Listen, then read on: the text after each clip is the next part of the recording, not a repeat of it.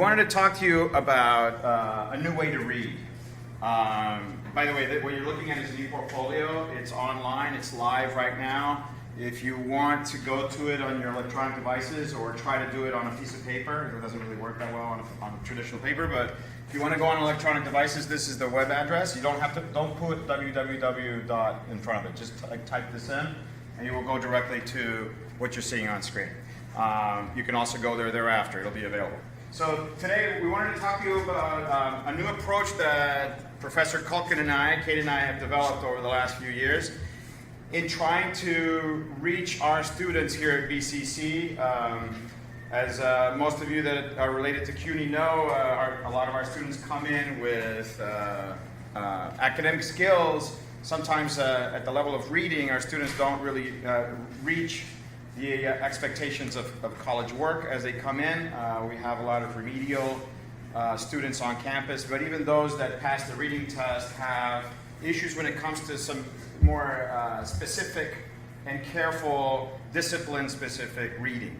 And as history professors, we've noticed in the past that we really like to engage our students in reading primary sources, but at the same time found it very difficult to engage them, and it would often take up a lot of time in class. So what you're looking at here is an approach using new technology. We have an ePortfolio program here at BCC. It's been around since 2009. At this point, we have almost half of our students, about 4,500 students at BCC, actively enrolled students that are using or have used in some class an ePortfolio. ePortfolios, for those of you that might or might not know, are websites that students can create on their own. There are a lot of commenting features, though, that are attached to these ePortfolio websites. And thank you. And one of the new features that appeared 3 years ago in beta form is called Conversations. And what you're looking at on the screen is an ePortfolio. What you can do with Conversations, I'm going to showcase it for you so that you can actually see a little in live form what it allows you to do. On any page, on any portfolio, when Conversations is activated, you can highlight text, like I am doing now, and when you let go of the mouse button, a little pop-up window comes up that says Discuss This. So it allows anybody looking at the ePortfolio to highlight text, specific text, one word, an image, a whole paragraph, and comment on it. So we immediately thought about the possibilities of using this in, so for example, let me comment here. The moment I comment, it actually posts it on the side. So you now see, I don't know if the projector's a little light here, but there's yellow. You can see in yellow off the highlighted text. Over here you see my comment. And then somebody can come and look at this page, and you'll notice there's a little kernel on the side that says 1. There's one comment there. Somebody can come up, and if you hover over the comment kernel, it'll actually highlight the text that's been highlighted. You click on it, it shows you the comment, and you can come in and you can comment yourself. And it starts what is known or referred to as a conversation on the side related to one piece of text. So how can we use this to help our students be better historians in our introductory history classes? This is where I'm going to pass it over to Kate, and she'll talk to you about the connection to historiography and what we try to do, especially here at BCC, in teaching history. Okay, so one thing we realized when we were both sort of working on ePortfolio, Jordy's runs the program. I had been in the first cohort of people sort of trained to use ePortfolio. And so we were sort of reading in the scholarship of ePortfolio. We'd gone to the sort of major ePortfolio conference a few times, and there's sort of one discussion about ePortfolio and that scholarship of teaching and learning. And then there's another scholarship of teaching and learning about history. And even though the language was different, we realized they were talking about a lot of the same things. And that's something that the ePortfolio sort of scholarship has been asking people to look at. Like, let's not have this conversation in isolation from the disciplines, because it's more important to be speaking to each other. And one thing we really realized when we started looking more at the scholarship and teaching and learning of history is that it's really talking about making the same kind of moves away from coverage to historical thinking is how historians tend to talk about it, which means instead of standing up in front of a class and lecturing and feeling like you're going to cover everything in American history or modern world history in a semester, that instead you are encouraging students to learn to think like historians, meaning that instead of thinking about facts, that you are thinking about the interpretation of facts. There's an emphasis on active learning and reflection, and also metacognition and integrated learning. Although those are not terms that you see so much in the history scholarship, those are the ideas they're talking about. And I think this is what we really want to focus on, that history is an often contested interpretation of facts, and that the work of a historian is making an argument based on analysis and interpretation of sources. And I think maybe this has always seemed important. Maybe in our new era of alternative facts, it seems even more important to help students understand this process. So just to show you here, both of us, Kate teaches modern or American history all together in one bundle in one semester, and I teach regularly world history, modern world history, which is about 300 years of modern world history. A lot of content, as Kate pointed out. And so, in a sense, what we're trying to do is, instead of looking at our students having difficulties reading and understanding the documents that we're showing them, we thought, instead of working with them at the level where we facilitate their understanding, why not just engage them in this metacognitive thinking that Kate describes, historical thinking?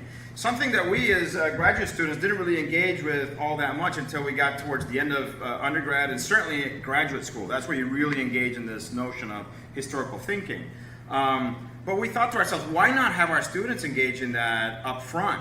There's so much content out there already right now. There's a lot of facts online. It's much more important for them to understand how to evaluate and think critically about those facts or those documents, right? So we went right to the essence of what we're trying to do as historians. And rather than concentrate so much on the content, why not have students, what you're looking at is my course here, and you'll see comments from students, this is this semester. They're going back and forth talking about this document. Initially, at the beginning of the semester, they might not really understand what critical thinking is or how they're going to be analyzing text. I mean, that's a big jump for them conceptually.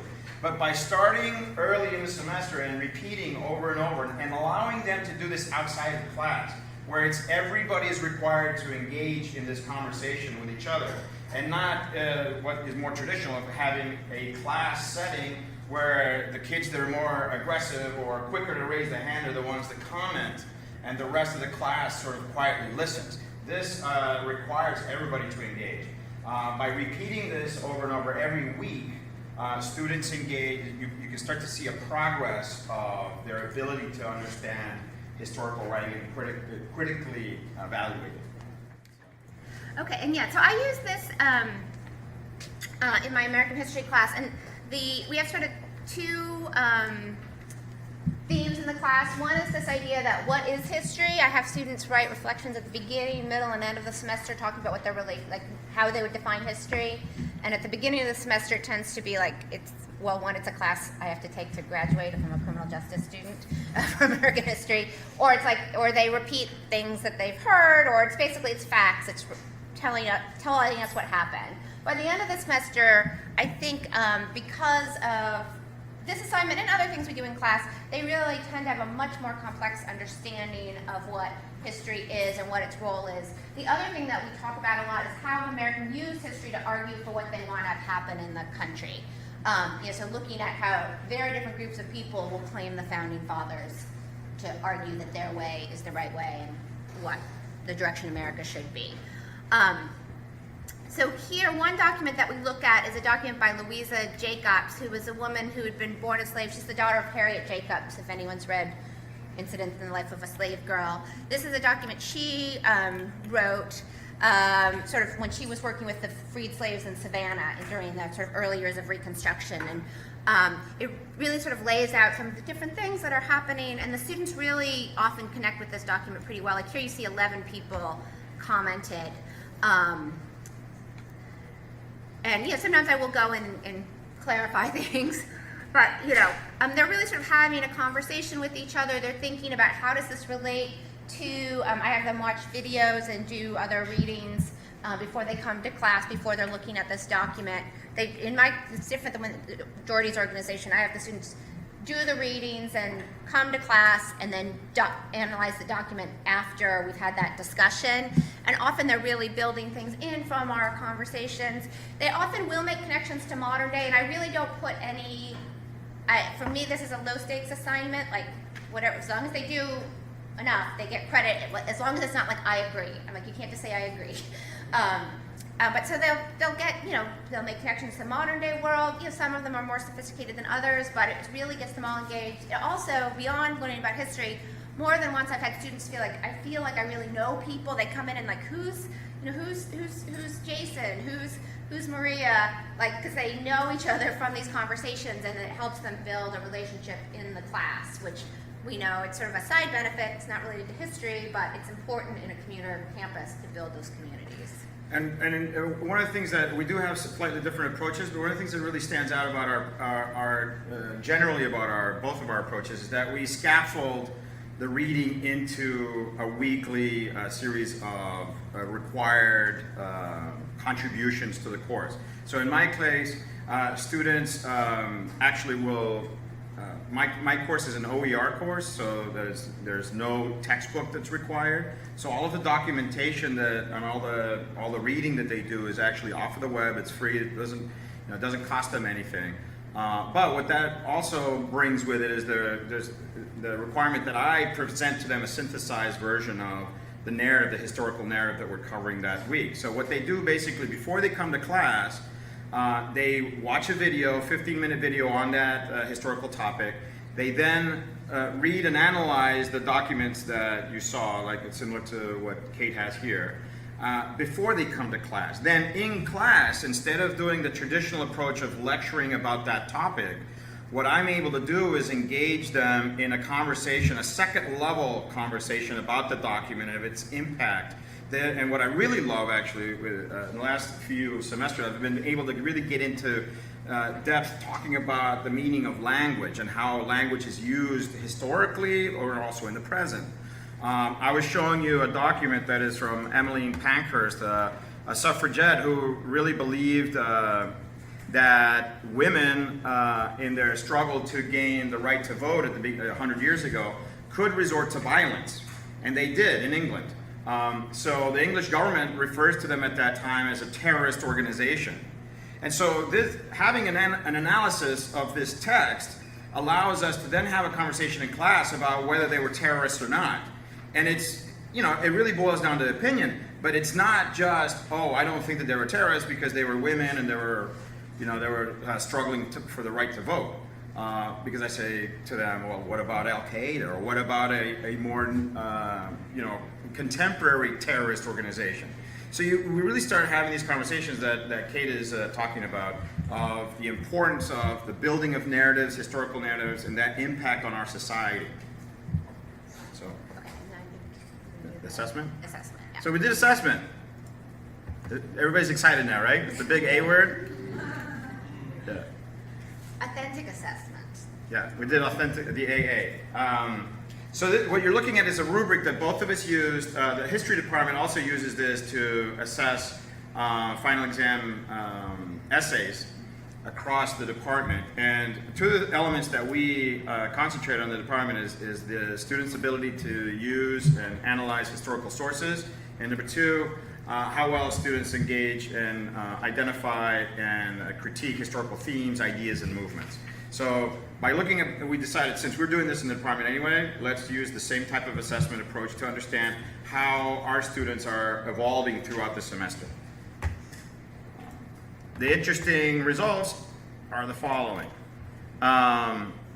This is in my course, what we did, the two of us. You're going to see the results on all this. We've had 3 different conversations, one at the beginning of the semester, one in the middle, and one towards the end, near the end, if not the last one. Then we also looked at the extenders, let's say, how it impacted a midterm project and a final project. And in my case, this is the final project is a larger, it's not really a research project, but it does require students doing a lot of reading and contributing and using historical sources. So you can see here the blue, orange, gray, and yellow. Blue is exceeds the standard, so this is doing really well. Meets standard, and then below meeting is approaching and doesn't meet. Okay? So as you see, the first three areas here, conversation 1, 2, and 3. What we found, and both of us, there's some similarities to the numbers, is that at the beginning of the semester, it's really kind of broken halfway down the line. Most students are not really they're approaching, but not really meeting what we would expect of them in understanding and evaluating historical sources. But as you go through the semester, you're going to start to see, and this is, to me, was very interesting. The students that did not meet, very soon started to disappear. The ones that just didn't get it at all, they disappeared. And it was, a lot of it had to do with repetition of the exercise. But then you're going to start to see an inverse relationship between those that exceed. You'll see that they keep going up. The ones that meet are basically at about the same level throughout the semester. But the ones that approach go down at the same time as the ones that exceed go up.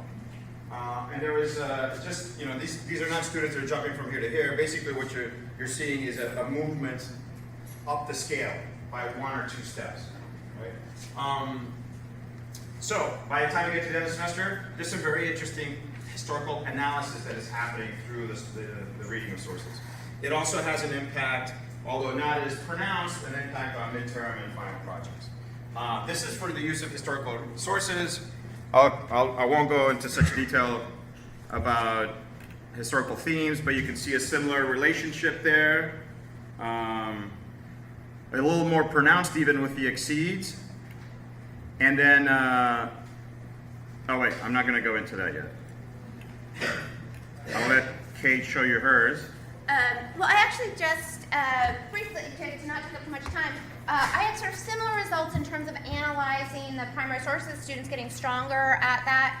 But when we really looked at my final exam, students seemed to be applying what their final exams were better than the History 20 average across the department in these areas, but they weren't as good as they were on the primary documents. And so I've actually spent a lot of time sort of figuring out what to do, and if this analysis is based on a couple, sort of pre-sabbatical. I've been back for, this is my second semester back, and I've been having students do a lot of work, just low stakes, not hard work, but in class trying to get them to understand the relationship between analyzing the sources, using evidence, the sort of evidence they're pulling off the primary sources, and how they use evidence in their essays. Just simple things like I have them read over a draft of an essay they've written and be like, underline your evidence. So they start sort of seeing the connection between the two projects, and that's, I haven't done a statistical analysis yet, but I can see from, I can see they're getting better at that. And actually I used an article that Shyla from the biology department wrote as I sort of helped reconfigure that, so that was sort of a nice pedagogical community. Well, and here's another element of assessment that we did. Okay, so what you saw is the sort of the qualitative assessment of student work. Here's some statistical evidence showing that there's another impact that this type of approach had on our classes. What you're looking at is two different things counterposed here, is passing rates and retention rates or drop rates. Okay? So let's look at the passing rates first. The average for the college is this line across the top. We have a regular average passing rate in our classes here at BCC of 72%. That's the average over the years. And then what you're looking at here, the pass rate over here, the green, that is the regular pass rate for History 10, the course I was teaching. Then you see, this is the passing rate of online History 10. Online courses have a difficulty at times, as we well know. My course is a hybrid online course, so it would be comparable to these online History 10 courses. My passing rate is this purple line. Initially, I took a bit of a dive as I was experimenting in the first couple of semesters. But once I made changes along the lines of what Kate is talking about, where I'm redirecting based on the results I'm getting, my pass rates really started to take off. To me, what's almost more important though is this area down here. These are the average dropout rates for online History 10 courses.